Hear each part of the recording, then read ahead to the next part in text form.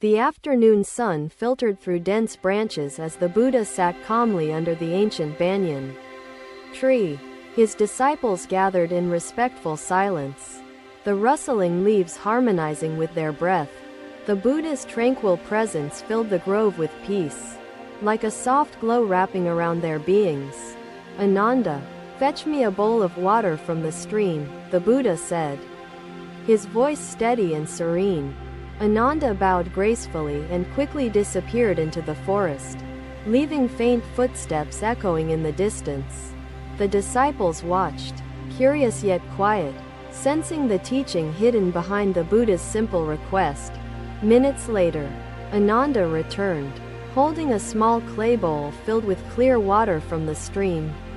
The Buddha accepted the bowl with deliberate care, placing it gently in front of him on the ground. His gaze swept across the circle of disciples, his calm eyes reflecting light like still waters. "What do you see before you?" the Buddha asked, his tone inviting reflection, his expression free of judgment. A disciple, Sariputta, ventured an answer. "We see a bowl filled with water." "Blessed One," the Buddha nodded, acknowledging the observation, but his silence hinted at deeper layers to uncover. The disciples shifted slightly, pondering the significance of the bowl and the question posed by the Buddha. He reached for the bowl and lifted it with both hands, holding it firmly but gently. "Imagine I hold this bowl for an hour. How do you think I will feel?" the Buddha asked. The disciples exchanged thoughtful glances, the puzzle unfolding slowly in their minds. "You might feel weary, Lord," ventured a young disciple, his voice tentative but sincere. "And if I hold it all day?"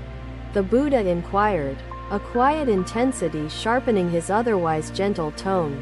"Your arm will ache, Master," Sariputta answered, his words carrying the certainty of experience.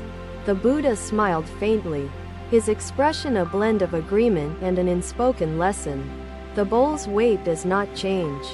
Yet, the strain increases as the time stretches," the Buddha explained. He carefully set the bowl back down on the earth, its presence now resonating with subtle importance. "The water symbolizes the stress we carry in our daily lives," the Buddha continued, his voice layered with wisdom. "For brief moments, it is manageable. Held too long, it becomes overwhelming, consuming our strength," he said. The disciples leaned closer, drawn in by the clarity and simplicity of the Buddha's unfolding teaching. "The weight is constant, yet our perception changes, growing heavier with prolonged focus," the Buddha added. "To ease this burden, one must learn to set it down at the right moment," he advised. His words hung in the air, their quiet resonance finding fertile ground in the disciples' minds. The Buddha observed their expressions, knowing each was absorbing the wisdom differently but deeply. Life's demands often tempt us to hold on beyond reason, but this is where mindfulness becomes crucial, he said. When under pressure, pause, breathe, reflect, then choose to set the burden aside. If only briefly, he urged. The disciples nodded solemnly, the lesson planting seeds of understanding within their hearts and minds. The Buddha's presence amplified the power of the lesson, his calmness a testament to its truth. And remember, the Buddha concluded, letting go is not abandoning duty. It is preserving clarity for when action is required. The disciples bowed in gratitude, their silent respect echoing the depth of the teaching received that day. The air around them seemed lighter, their thoughts calmer, as the Buddha resumed his meditative stance. Another day, another lesson awaited under the shade of the trees where the Buddha often taught his disciples. The air was crisp, carrying the aroma of blooming flowers and the whispers of wind through the ancient grove.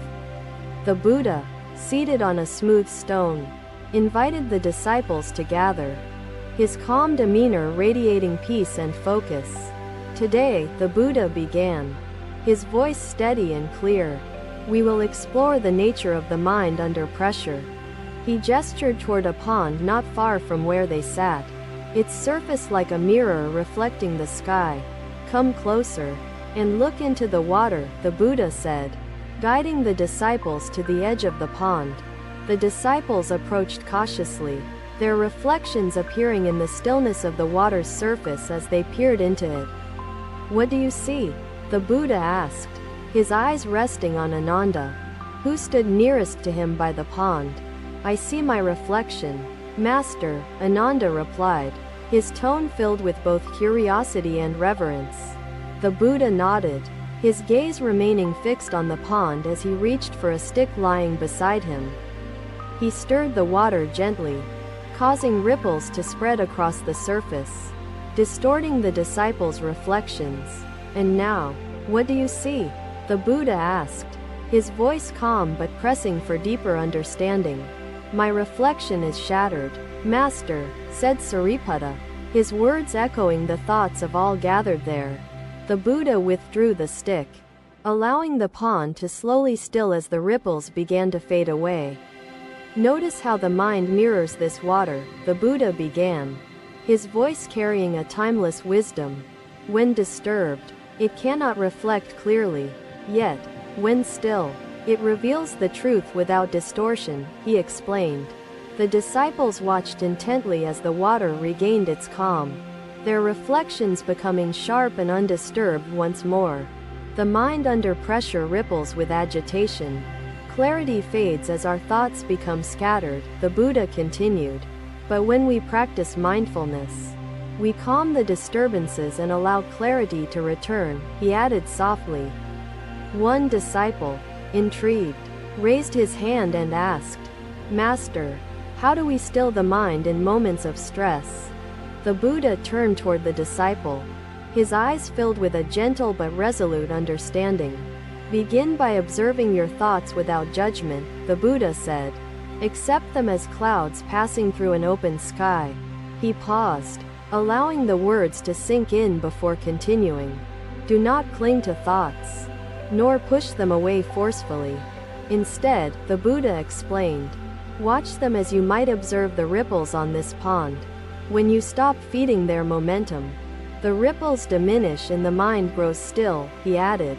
The disciples exchanged glances, each internalizing the teaching in their own way, feeling its resonance within themselves.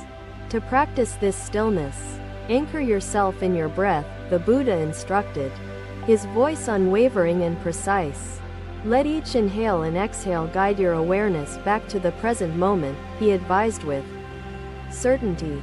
Ananda, reflecting deeply, asked, "What if the waves of pressure are overwhelming, and the ripples become a storm?"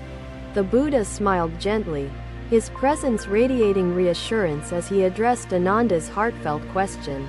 "In moments of great turbulence, patience is your refuge. Trust that even the fiercest storm will pass," he replied. "Do not resist the storm, for resistance feeds its strength. Surrender to it, and its power will diminish," he added. The disciples nodded, each one recalling moments when pressure felt insurmountable, now seeing a path through mindfulness. The Buddha gestured toward the still pond, now reflecting the vibrant colors of the morning sky. "When the storm calms, the water clears, so too does the mind return to its natural state of clarity," he said. The grove grew silent, save for the sounds of birds and the rustling leaves. As the disciples pondered his words, the Buddha continued, "When you master stillness, you will find focus, insight, and the strength to act with wisdom. Like the pond reflecting the sky, your mind will mirror truth without distortion," he concluded, his voice steady. The disciples bowed deeply, their gratitude evident in their movements, their hearts lighter with newfound understanding.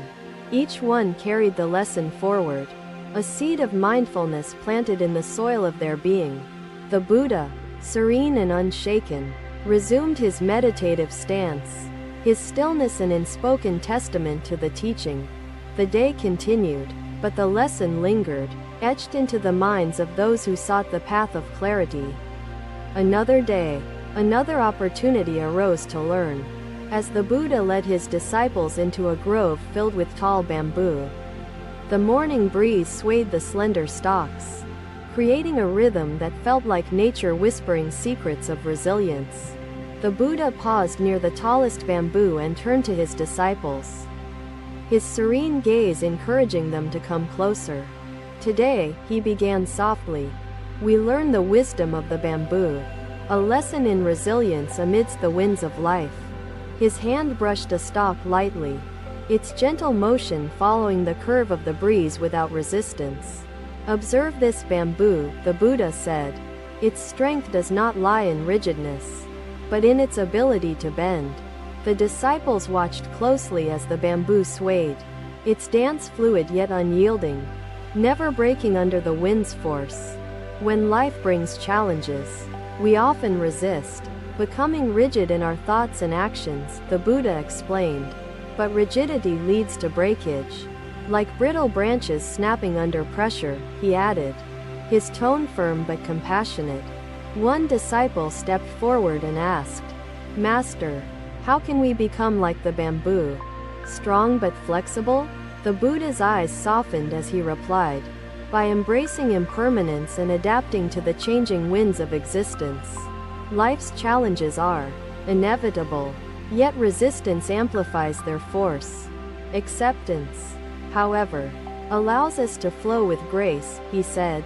He picked up a fallen bamboo stalk and held it aloft, its lightness contrasting its inherent strength. This bamboo does not fight the wind but moves with it, conserving energy and preserving its core, the Buddha explained. The disciples nodded, their eyes reflecting understanding as the simple yet profound teaching unfolded before them. To cultivate flexibility, one must embrace the present moment fully, without clinging to the past or fearing the future, he said. A disciple hesitated, then asked, Master, what if the winds of life become storms? Can even bamboo endure such force? The Buddha's lips curved into a gentle smile as he addressed the question, his voice steady and reassuring. Even in the fiercest storms, bamboo bends deeply but rarely breaks. Its roots anchor it firmly, he replied. In life's storms, anchor yourself in mindfulness and compassion. These are the roots that keep you grounded, he explained. The grove seemed to echo his words, the rustling bamboo like an affirmation of the wisdom shared. Let adversity shape you, refining your strength, but never let it break you, the Buddha continued with conviction. Adaptation is not surrender. It is the art of surviving without losing sight of your purpose, he added. A disciple bowed deeply and asked, how can we practice this flexibility in our daily work? Master? The Buddha turned toward the disciple and said, begin by observing your reactions to change. Notice where resistance arises. Acceptance begins with awareness. To move with the wind, you must first recognize its presence, he explained calmly. He gestured toward the grove, where the bamboo swayed as one, harmonizing with the unseen forces around it. Flexibility is not merely individual but communal. Like bamboo in a grove, support others as you adapt, he advised. The disciples bowed in gratitude, their minds envisioning ways to weave resilience into their lives and endeavors. The lesson of the bamboo is not a secret but a practice. Apply it daily and grow stronger, he concluded. His words hung in the air, carried by the breeze, and the grove seemed a part of the teaching itself.